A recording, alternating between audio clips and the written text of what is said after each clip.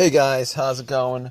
All right, I just want to give you guys a little story about what happened to my car a couple days ago.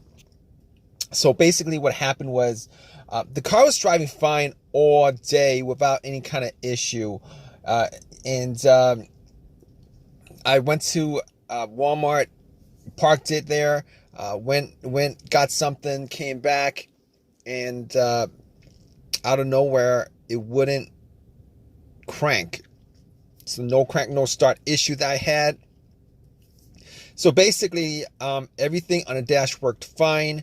Everything in the car worked fine. There was absolutely no issues at all. The remote worked fine. Was able to get into the car. Radio was blasting. Radio was on. Everything. All right. So basically, I was thinking to myself, probably the battery was the issue. So what I did was I turned on the headlights, went out and checked out the beam, just to give me a gauge on how bright the headlights were. I could probably determine whether the battery was good or not. And the headlights were really bright. So right off the bat, I was thinking if they were that bright, I should at least get like a really slow crank if the battery was kind of low. Regardless, I had to check out where the battery was. I went and checked out where the battery was just to make sure that all the terminals were clean and they were tight. And I noticed that the terminals were a little bit corroded. There was some white bluish stuff on there. So what I did was I took out a bottle of Coke, poured it on the terminals, and was trying to clean it with some paper towels, and was able to clean it pretty good. Now the terminals weren't super tight. I was able to wiggle it out, but they were snug in there, so I knew that it probably wasn't the terminal being loose that was causing the issue.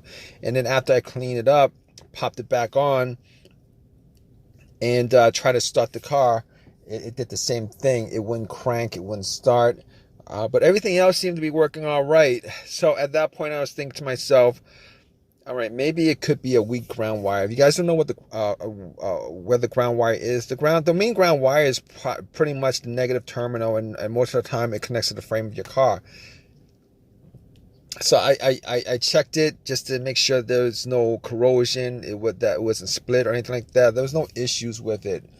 So what I did after that was, I had a battery pack that I bought a couple of months ago, because I had the same situation where I swapped out the battery. I was hoping that it was the battery, even though I swapped it out, considering I could actually just swap it out at Walmart. So I actually put the battery pack on there. It was at 100%. Tried to start it, and still wouldn't start. So at that point, I knew it was probably not the battery. And even though, I didn't think it was the alternator, I could probably just at that point rule out the alternator, because if it was the alternator, the car would have at least slow cranked, or I would have been able to start it. And then once I took the battery pack off, it would have just died out. So at that point, I was able to rule out a bunch of stuff. I was able to rule out the battery, the ground cable, and the alternator, even though that probably wouldn't have caused the issue. So after going through that, I was thinking to myself, could it be something? Could it be the car's computer ECU? Because I did see a check engine light on my dash, and that check engine light was there. It's been there for a while, and I believe it was for a O2 sensor issue.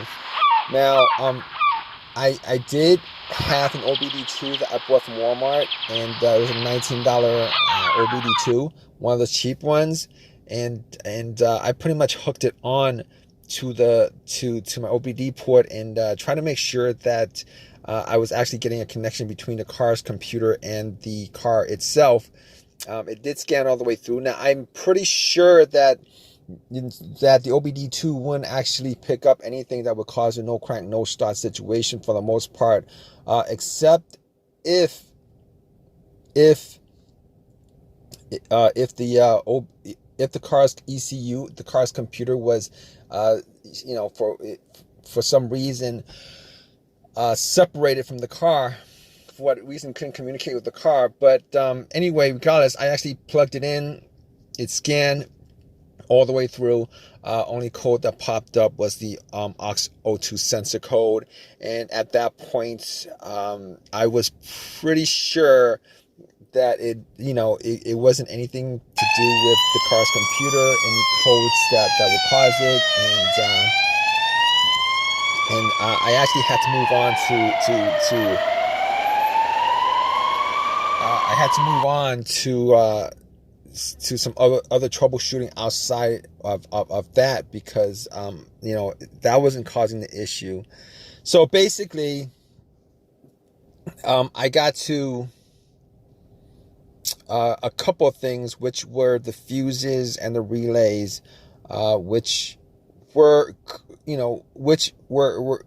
highly capable of causing a situation like this. And got to the fuses, checked out all the fuses, just to make sure that none of them were blown. And I was actually looking at them. Now, I didn't have a fuse tester on me. I didn't think it was the fuses. Now, the two situations that I've had where fuse would cause a situation like that, one of those situations was a Honda that I had where the main fuse blew, and I was getting no power throughout the whole entire car. The main fuse was the fuse that connected the battery to the fuse box itself. And that was the previous situation that I have, and I'm pretty sure that wasn't the same situation that I had, so I could rule that out, because I was getting power to everything except it wouldn't start. Now, the other situation I had pertaining to a fuse that caused a no start situation was actually a crank no start situation, and I think one of the fuses actually blew. Then that fuse was connected to the ECU or the fuel pump. And I remember once I changed out that fuse, the car would crank, but it wouldn't stop. Once I changed out that fuse, it was able to start up. So I could rule out those two situations as being, related to a fuse issue that would cause this situation that I had. So, so basically, I could rule those things, the fuses out, and the fuses were pretty clean. I didn't smell any kind of burnt smell, and didn't see any kind of brownish, anything brownish, and a brownish appearance on top. So at that point, I was able to kind of rule out the fuses, not at 100%, but I was able to rule out the fuses for the most part. So basically, at that point, I had a situation where I was maybe, it could have been the relays or the starter. That's what the two situations that came up. But I didn't think it was the starter, because I did switch out the starter about, I would say I switched out the starter about 1.5 years ago, and that was, it seemed like it was a starter issue, but I didn't really want it to be a starter issue, considering I only put maybe like 20,000 miles on my car, and I think they should last a lot longer than that. But anyway, before I even went there, I looked at the relays, just to see whether they had issues or not. Now, I couldn't make out whether the relays had issues, but I did get to the starter relay. I pulled it out. It looked like it was a bit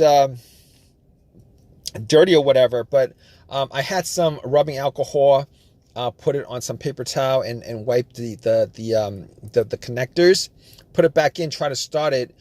It really didn't do anything. Didn't change up the situation. So I was thinking, it was a weird situation because it would click every time try to start the car. It would click, but it wouldn't crank. It wouldn't crank at all. Normally when it clicks, it normally means that the relay is working, because that's what the relays do when there's electricity going through, that it clicks to connect the connection, to whatever it's relaying the electricity to. But regardless of that, I actually had another relay that I was able to swap out with that, and I actually was looking for another relay with the same, with a similar relay in the box, and I was actually able to find one. And what I did was I took that relay out, and I swapped it with that with the other relay, and I went back and tried to start it, and guess what? Bam! It started up. It worked without a problem. And at that point, I knew that it was the relay that was the problem. All right. So it was a pretty easy fix. I drove to AutoZone, which was within that whole shopping center.